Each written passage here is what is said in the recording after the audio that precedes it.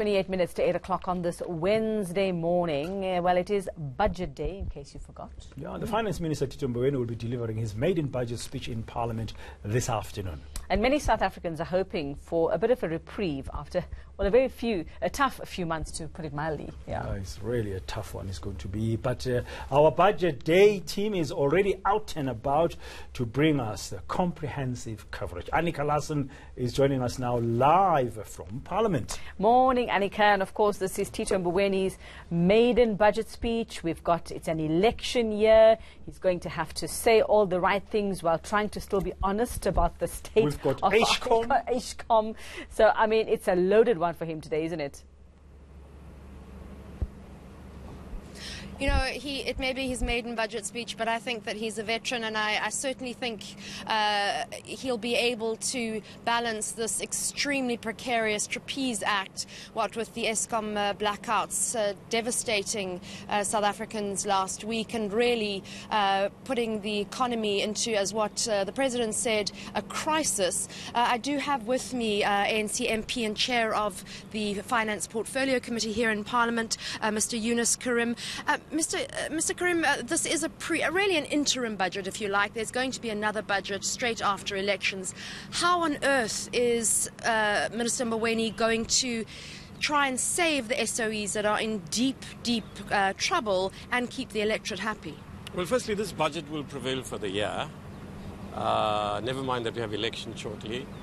As you wonderfully put it, it's the most perilous Trapeze Artist Act. I think it's a wonderful way of saying it.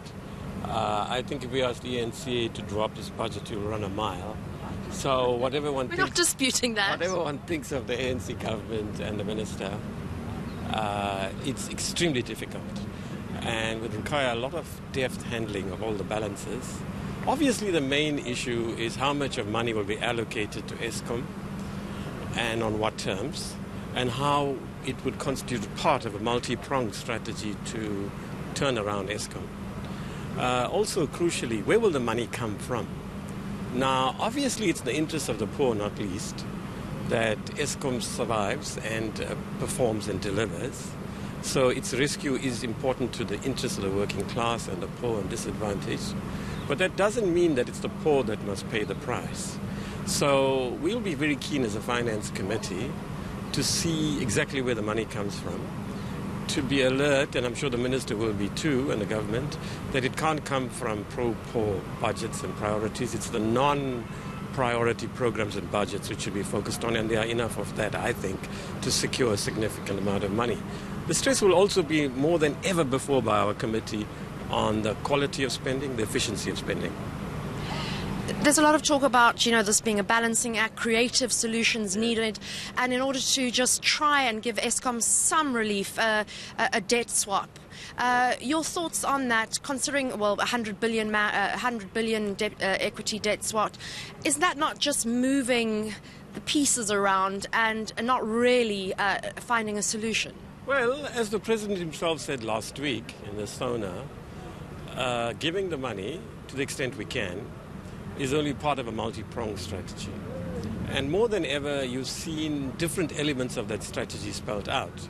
Now, obviously, the Minister of Finance, the President, the government as a whole is engaging with Labour in particular, but business and so on, to see what sort of partnership we can secure of the widest range of social strata. Engineers have come forward. The Minister met, for example, the Mining Council. And from what we can gather, there's a lot of commitment, not least from the private sector, to saving Eskom. Because ultimately, if Eskom goes down, as you well know, the entire economy will, not least undermining the super profits of the private sector. But obviously, one has to negotiate concertedly with Labour. We have to carry them with us. And there is this proposal of unbundling and so on. So obviously, you're right. The minister and the government are acutely aware that you can't just throw money at Eskom. Why I'm more optimistic that this time around, once again, people may be skeptical, there's another turnaround strategy. This time around, the situation is so dire, and the commitments expressed by a wide range of supportive forces already, except for Labour, of course, are so strong that we have to get our act together, and we will.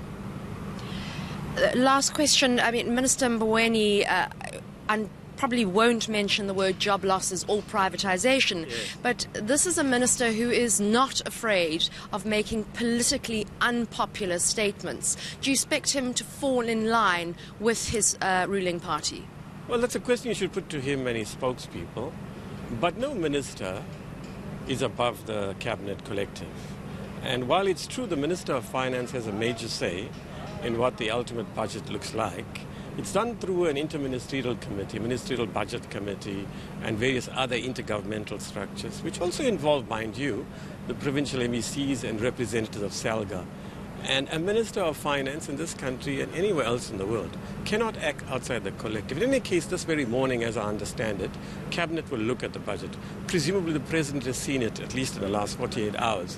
The parameters of the budget are also set by the medium-term strategic framework, the ANC Lekgotla, and so on. So no, the Minister of Finance can't veer far away.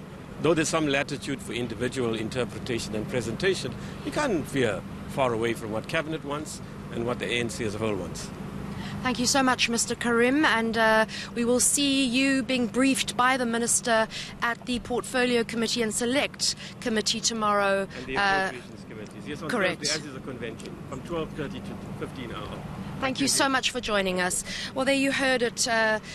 Minister Mboweni unlikely to veer far from the cabinet position, but as we know, he has quite a push and pull kind of relationship with his cabinet colleagues, especially on privatisation and job losses, cutting the fat, if you like. But he needs to find that money. He needs money not only for Eskom, but for SAA too. And the big question is, Dan and Uveka, where is that money going to come from? Indeed, where is it going to come from? Yeah. Hopefully not taxes. Well, we had a VAT increase last year, which was so unpopular and controversial. Thank you very much, Annika Larsen. We'll chat to you again, hopefully in the next hour or so from Cape Town.